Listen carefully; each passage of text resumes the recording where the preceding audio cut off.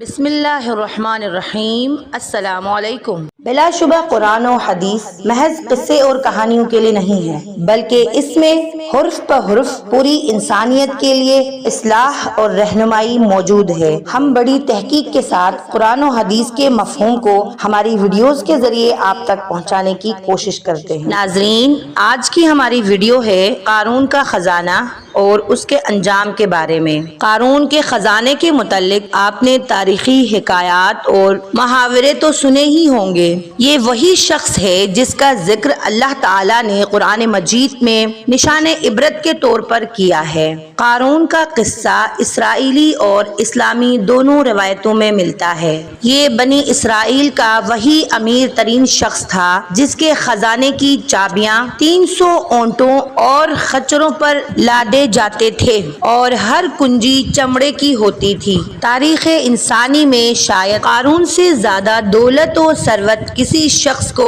عطا نہیں کی۔ قارون حضرت موسیٰ علیہ السلام کے چچا یسور کا بیٹا تھا۔ وہ نہایت خوبصورت و حسین آدمی تھا۔ یہی وجہ تھی کہ بنی اسرائیل اور قبطی لوگ اسے منور کہا کرتے تھے۔ قارون جوانی میں اپنے قوم کا نہایت با اخلاق اور نیک آدمیوں میں شمار کیا جاتا تھا۔ نیز توریت کا بہت بڑا عالم دین بھی تھا، کیونکہ اس کی پرورش موسیٰ علیہ السلام کے سایہ میں ہوئی تھی، اس لیے وہ کتاب کا علم بھی رکھتا تھا اور اچھی آواز کا مالک تھا۔ وہ توریت خوبصورت آواز میں تلاوت کیا کرتا تھا۔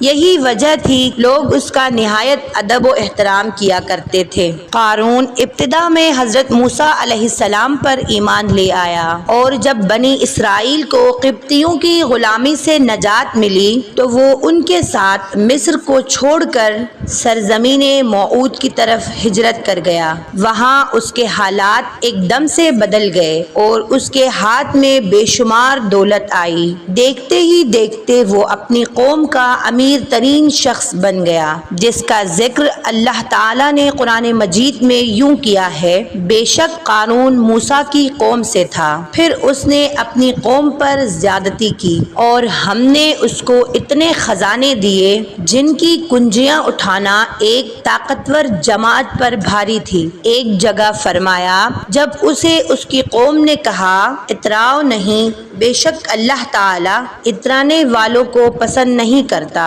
اور جو مال تجھے اللہ نے دیا ہے اس کے ذریعے آخرت کا گھر طلب کر اور دنیا سے اپنا حصہ نہ بھول، اور احسان کر جیسا اللہ نے تجھ پر احسان کیا، اور زمین میں فساد نہ کر، بے شک اللہ فساد کرنے والوں کو پسند نہیں کرتا۔ جب زکوٰۃ کا حکم نازل ہوا اور حضرت موسیٰ علیہ السلام نے اس سے عہد لیا، اس نے یہ وعدہ کیا تھا کہ اپنے مال کا 1000واں حصہ زکوٰۃ نکالے گا۔ جب اس نے اپنے مال کا حساب لگایا تو ایک بہت بڑی رقم زکوٰۃ کی نکلی، لہٰذا اس کے دل میں حرص اور لالچ پیدا ہو گئی اور وہ زکوٰۃ کا منکر ہو گیا۔ اس نے ایک گندی چال چلی۔ اس نے بنی اسرائیل میں ایک گروہ کو جو اس کی جماعت میں سے تھے جمع کیا اور کہا، اے بنی اسرائیل، موسیٰ نے ہمیں بہت سارے امور کا حکم دیا جس پر تم لوگوں نے اس کی پیروی کی، اب وہ تم سے تمہارا مال بھی لینا چاہتا ہے۔ فلاں فاحشہ عورت کو لے کر آؤ تاکہ اس کو کچھ پیسے دے کر موسیٰ علیہ السلام کو بدکار ثابت کر سکے۔ معاذ اللہ۔ قارون نے اپنے قوم کو جمع کیا اور حضرت موسیٰ علیہ السلام سے پوچھا کہ زنا کی کیا سزا ہے۔ حضرت موسیٰ علیہ السلام نے فرمایا، جو بھی زنا کرے تو اسے سنسار کیا جائے یہاں تک کہ وہ مر جائے۔ قارون نے حضرت موسیٰ علیہ السلام سے کہا، حتیٰ کہ یہ کام آپ نے انجام دیا ہو تو بھی؟ موسیٰ علیہ السلام نے فرمایا، ہاں، حتیٰ کہ اگر اس کام کو میں بھی انجام دوں تو یہی حکم ہے۔ قارون قارون نے کہا بنی اسرائیل گمان کرتے ہیں کہ آپ نے فلاں فاحشہ عورت سے زنا کیا ہے، معاذ اللہ۔ حضرت موسیٰ علیہ السلام نے فرمایا کہ اس عورت کو میرے سامنے لاؤ، لہٰذا وہ عورت بلائی گئی تو آپ نے فرمایا اے عورت، اس اللہ کی قسم جس نے بنی اسرائیل کے لیے اس دریا کو پھاڑ دیا اور عافیت و سلامتی کے لیے دریا کے پار کرا کر فرعون سے نجات دی، سچ کہہ دے کہ واقعہ کیا ہے۔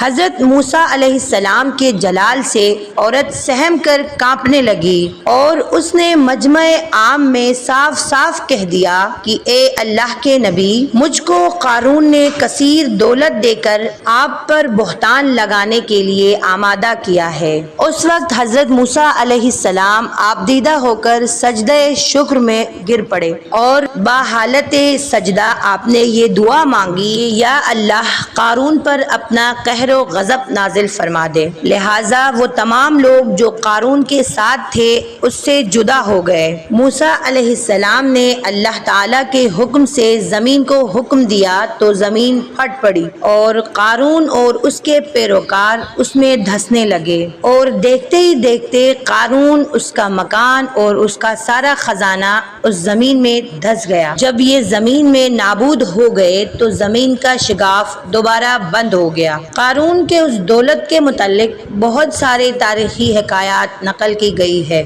اور تا قیامت قارون اور اس کا خزانہ تمام انسانیت کے لیے نشان عبرت بنی رہے گی۔ ناظرین، یہ تھی ہماری آج کی ویڈیو۔